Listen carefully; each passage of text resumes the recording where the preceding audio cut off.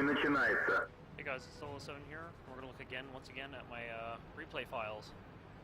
Today we've got a very, very, very special treat today, as in I will be looking at my IS-5. This is one of the rare vehicles that you'll probably see on the battlefield. Probably not as rare. You'll probably see it once in here and there. Not many people know where this vehicle actually originates from. Basically, this was from the Armageddon campaign. Basically, a massive campaign that my clan, Prav, short for Pravda, basically embarked upon. Only 2,500 of these vehicles were given out. As in, 1,000 were given out for free, and the next 1,500 after that had to be paid for in gold. Pretty hefty gold price, I must say, but good lord, was it worth it? Yeah, this tank is truly a treat, and you guys are going to be really, really impressed with how this vehicle performs. So, our battle chance today is actually really grim. We have a 28%er. We're going to be up against some of the best vehicles, some of the best players. And, yeah, that's going to be very interesting. You can see this vehicle. We have an APCR round, 122mm gun. APCR is round. Heat is our secondary premium round with a 270 penetration. Good, but it's not that great. We have these HE rounds just in case we wanted to smash buildings pretty badly. This gun is absolutely brilliant. Its velocity is absolutely brilliant.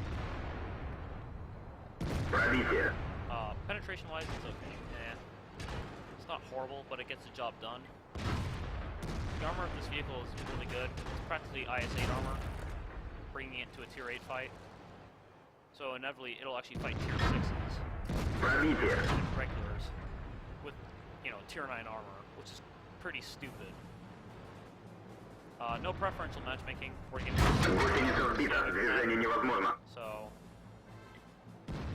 it's a regular vehicle, nothing special. Yeah. See, we haven't taken any damage as of highlighted by a super Pershing. We lost our driver on that. Soviet vehicle. It's a bit of a painful loss. Yeah. This vehicle's fairly tough.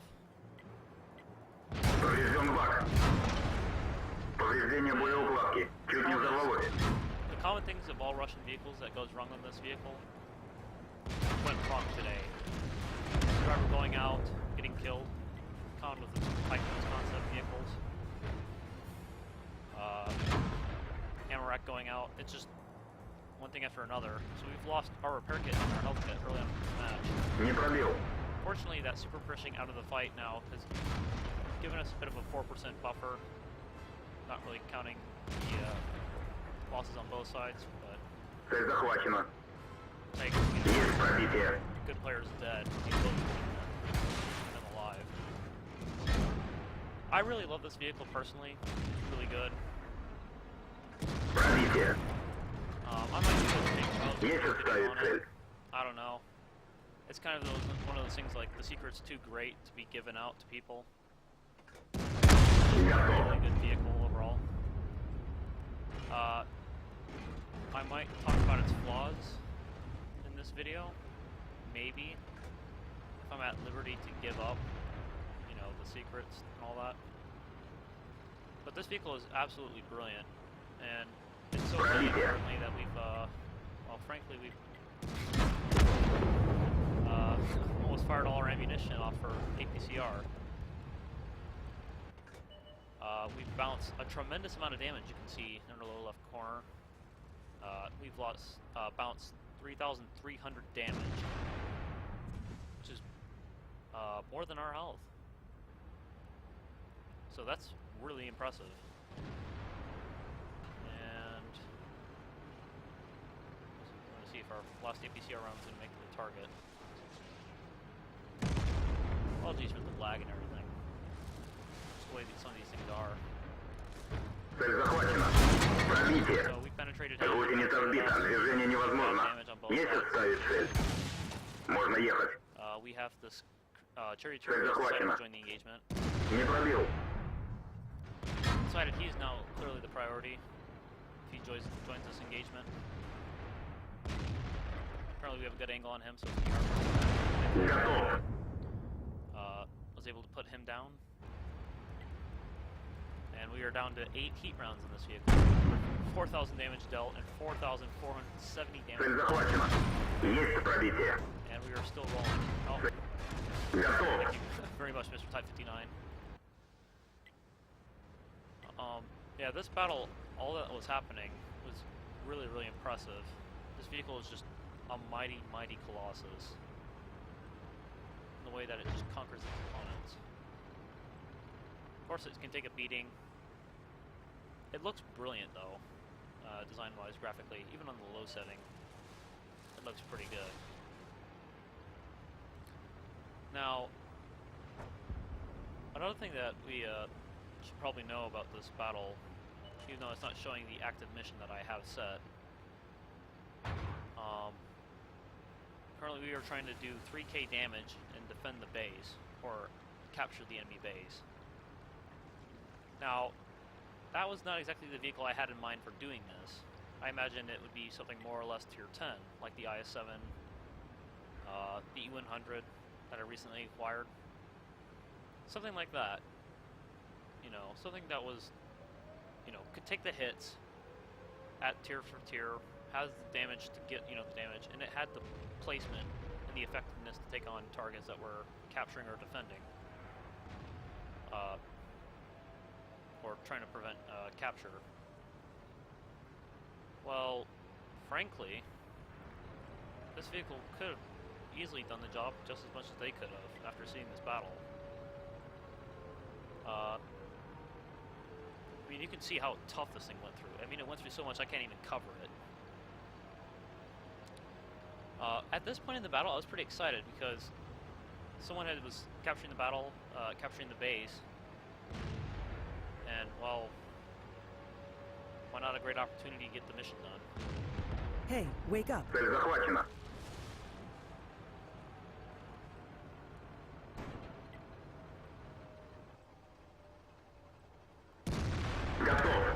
we got it.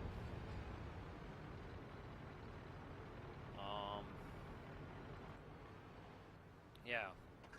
So we rounded that out pretty well. Now this part I wasn't really expecting. Yeah. Should have been looking over the shoulder. Some pretty poor effort on my end, not focusing on the target. You can see in the battle currently, it's 30% for alive.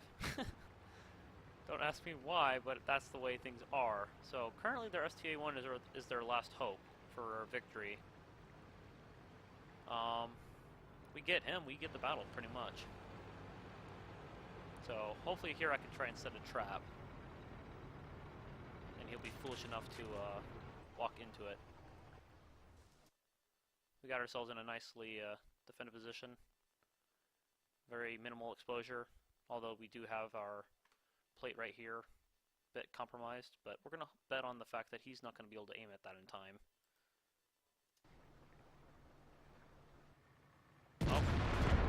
There. Really nicely done. So now it's just the last man. And I think I'll fast forward it here. And here's a little bit of a lesson of why not to get greedy in warfare. Asking for no capture, when really we didn't need to worry about capture. It was the greediness of someone, as myself, wanting to go and round out with a Top Gun get more medals on our chests, you know. Mistakenly, sometimes it's a bad time to fire HE. Sometimes it's bad to fire heat. Well, frankly, it was kind of one of those times. And, well, you can see how well this went. So we disable his vehicle, he repairs it. Wow, we've got to really get behind him. Maybe we can get him to ram. Okay, now this is going to be... Oh, that's just... That's not gonna end well for us, is it? Yeah. Yeah, that was pretty bad.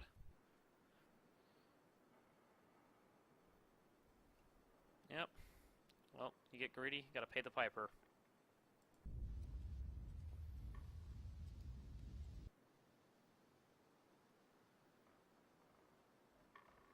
Yeah. So, I'm guessing the Crusader SP does not have the gut to fight us anymore. See, the chance for the win for this battle is pretty much 68%. Albeit he was better than all those players. I'm pretty confident that they would have handled him just fine. But really good match, even though we kind of came short of our hopes and dreams. We kind of excelled dramatically in many areas of this battle. So, with that, I definitely say we need to move on to the after-game statistics.